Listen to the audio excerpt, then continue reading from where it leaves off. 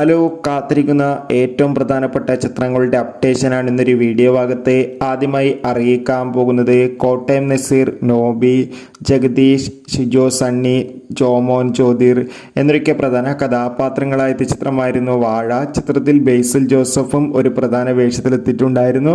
ചിത്രം മികച്ചൊരു വിജയമായിരുന്നു. ചിത്രം ഇന്ന് സെപ്റ്റംബർ 22 അർദ്ധരാത്രി 12 മണിയോടെ ഡിസ്നി പ്ലസ് ഹോട്ട്സ്റ്റാറിലൂടെ OTT റിലീസ് ചെയ്യുമെന്ന് കൺഫേം ആക്കിയിട്ടുണ്ട്.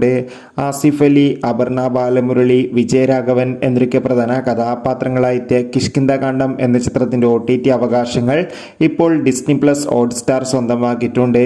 ദളപതി, വിജയ്, സ്നേഹ, ജയറാം എന്നൊക്കെ പ്രധാന കഥാപാത്രങ്ങളായിട്ട് ഗോട്ട് എന്ന ചിത്രം ഈ വരുന്ന ഒക്ടോബർ 3 നമുക്ക് നെറ്റ്ഫ്ലിക്സ് എന്ന OTT പ്ലാറ്റ്ഫോമിലൂടെ ആസ്വദിക്കാൻ വേണ്ടി സാധിക്കുന്നതായിരിക്കും.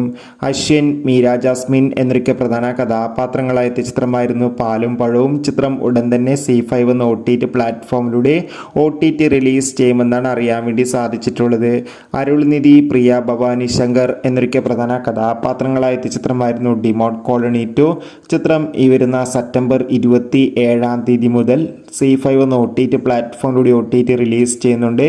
ചിത്രം തമിഴ്, തെലുങ്ക് ഭാഷയിലായിരിക്കും OTT റിലീസ് ചെയ്യുക. നാനി, പ്രിയങ്ക മോഹൻ എന്നൊക്കെ പ്രധാന കഥാപാത്രങ്ങളായ സൂര്യ സാറ്റർഡേ എന്ന ചിത്രം സെപ്റ്റംബർ 26 നെറ്റ്ഫ്ലിക്സ് എന്ന OTT പ്ലാറ്റ്ഫോമിലൂടെ OTT റിലീസ് ചെയ്യുമെന്ന് കൺഫേം ആക്കിയിട്ടുണ്ട്. ചിത്രങ്ങൾക്കായി കാത്തിരിക്കാം.